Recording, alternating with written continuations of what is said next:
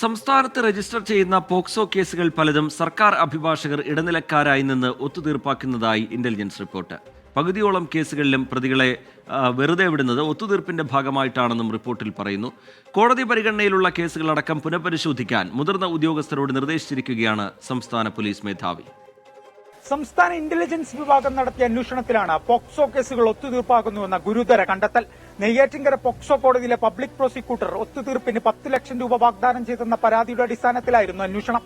ഇതോടെ കോടതിയിൽ തൊട്ട പോക്സോ കേസുകൾ പുനഃപരിശോധിക്കാൻ ഒരുങ്ങുകയാണ് പോലീസ്.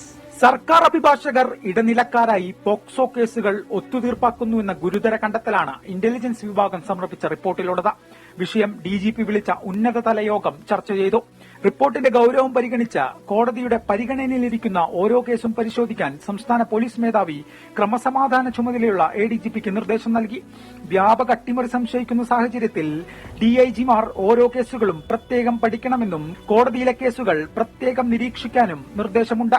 സാക്ഷികളെയും ഇരകളെയും സഹായിക്കാൻ പ്രത്യേകം പോലീസ് ഉദ്യോഗസ്ഥരെ നിയമിക്കാനും യോഗത്തിൽ തീരുമാനമായി. യോഗ തീരുമാനമനുസരിച്ച് പോക്സോ കേസുകളുടെ വിശദമായ വിവരങ്ങൾ കോടതിയിൽ നിന്ന് ശേഖരിച്ച് നൽകാൻ എഡിജിപി ജില്ലാ പോലീസ് മേധാവിമാർക്ക് നിർദ്ദേശം നൽകി.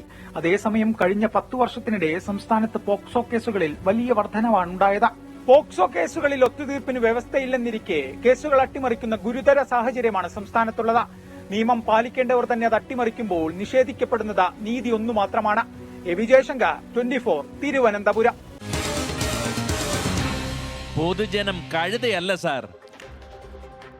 പോക്സോ കേസുകളിൽ വിചാരണ നടപടികൾ നീണ്ടുപോകുന്നത് മുതലെടുത്താണ് പല കേസുകളും അഭിഭാഷകർ ഇടപെട്ട് ഒത്തുതീർപ്പാക്കുന്നത്. ആക്രമിക്കപ്പെട്ട കുട്ടിക്ക് നീതി ഉറപ്പാക്കാനും നിയമ നടപടികൾ സ്വീകരിക്കാനും ശിശുക്ഷേമ സമിതി ഉൾപ്പെടെയുള്ള സംവിധാനങ്ങൾ കൂടുതൽ കാര്യക്ഷമമായി പ്രവർത്തിക്കേണ്ടതുണ്ട്. കേൾക്കാം ഇക്കാര്യത്തിൽ ജനങ്ങൾക്ക് പറയാനുള്ളത്. യഥാർത്ഥമായിട്ടുള്ള അതിന്റെ കുറ്റവാളി ആരാണെന്ന് കണ്ടുപിടിച്ചിട്ട് അവർക്ക് വേണ്ട ശിക്ഷ കൊടുക്കണം. ഈ വേദന അനുഭവിച്ചവര് അവർക്ക് അതിൻ്റെതായ ഒരു നഷ്ടപരിഹാരവും അവർക്ക് മറ്റുള്ള ഈ ചെയ്തവർക്ക് ഒരു ശിക്ഷയും കൊടുക്കണം. ഈ കാലഘട്ടത്തിൽ ഏറ്റവും പ്രധാനമായിട്ടും നീതി നടപ്പാക്കേണ്ട ചുമതല നീതിന്യായ കോടതികൾക്കാണ്. അവിടെയാണ് ഇനി രക്ഷ എന്നുള്ളതാണ് ജനം കണ്ടിരിക്കുന്നത്. അപ്പോൾ ആ ഒരു അവസ്ഥ നിന്ന് വ്യത്യസ്തമായ ഒരു അനുഭവം ഉണ്ടാകുക എന്ന് പറഞ്ഞാൽ ജനങ്ങൾക്ക് ബുദ്ധിമുട്ടുണ്ടാക്കുന്നത്. അവർ അത് തന്നെ ഒരു ആവശ്യമായിട്ട് ഉപയോഗിച്ച് പിന്നും അവർ ഈ നിരന്തര കുറ്റകൃത്യങ്ങൾ ചെയ്യുവാനാണ് ശ്രമിക്കുന്നത്. കഴിയുന്നതും ഇങ്ങനെയുള്ള കുറ്റകൃത്യങ്ങൾ ചെയ്യുന്ന ആൾക്കാരെ അവർക്ക് കർശനമായിട്ടുള്ള ശിക്ഷ കൊടുക്കണമെന്നാണ് എന്റെ അഭിപ്രായം. അതായത് ആ കുട്ടി ആരാണോ അതിന് വിധേയരായാലും അവർക്ക് നീതി കിട്ടണം. അങ്ങനെ വെക്കാലും ലാസ്റ്റ് വരുമ്പം ഇതായിട്ടല്ലേ പോവുള്ളൂ, അവർക്കെതിരെയായിട്ടല്ലേ വരുള്ളൂ. വലിയ ശിക്ഷയൊന്നും വരുന്നില്ല, അതുകൊണ്ടൊന്നും ചെയ്യാൻ പറ്റത്തില്ല. അപ്പൊ അവരെ കൂടെ ഇപ്പം കോടതി നിൽക്കണമെന്നാണ് എന്റെ ഒരു അഭിപ്രായം. 24 അഞ്ചിന്റെ വജ്രത്തിളക്കം.